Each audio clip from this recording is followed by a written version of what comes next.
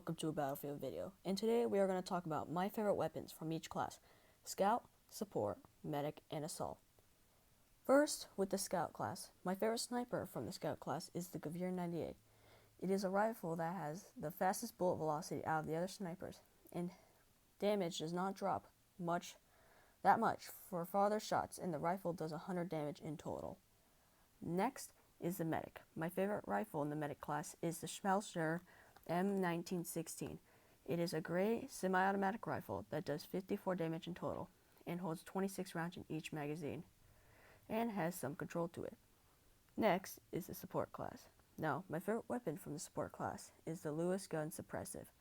The main reason why I like this one more than the other Lewis guns is because it has a magazine that holds 97 rounds in total, instead of it holding 47 rounds in total, and that provides more suppressive fire when covering teammates.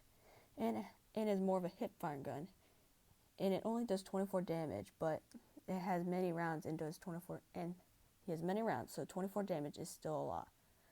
Next, the Assault class, and in my opinion, the MP18 is my favorite, because it's mostly a hip-fire gun and does 23 damage. It is still a good gun when you're on a squad, and if you stick with them, because teamed up, it can do very well. And it can still do well on its own. It has 32 rounds in each magazine and is complete automatic. Now my opinions on some of these things, on some other things like tanks and planes. First, the pilot class. I'll start with the planes. The fighter plane is mostly good for taking down zeppelins and trying to take down bombers and other types of planes, but is not the best for trying to get people on the ground. Next would be the attack plane. It is like the fighter plane, but is now able to drop clusters of bombs on people, making them hard to avoid. Next, the normal bomber. It is an okay plane. It is smaller than the heavy bomber, but is not as good as it. It is used to attack troops on the ground in other places. It has other places to defend itself from other planes.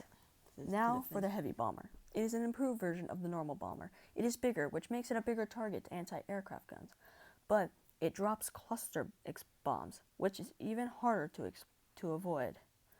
Now for the tanker class. First, there is the FT-17 light tank.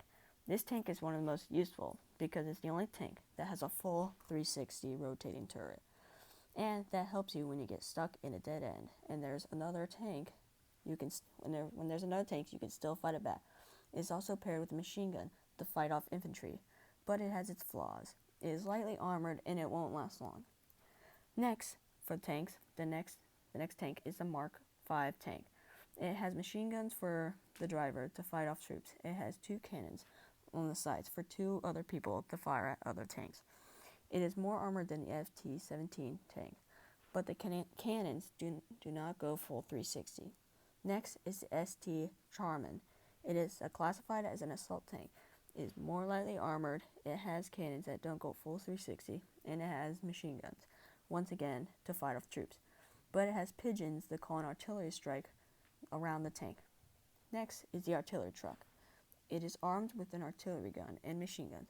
When driving, the artillery gun cannot be used. When running in the troops, the machine guns are available. When in a picked location, you can use the artillery gun to get tanks, group of troops, and last but not least, the A7V heavy tank. This tank is one of the better tanks.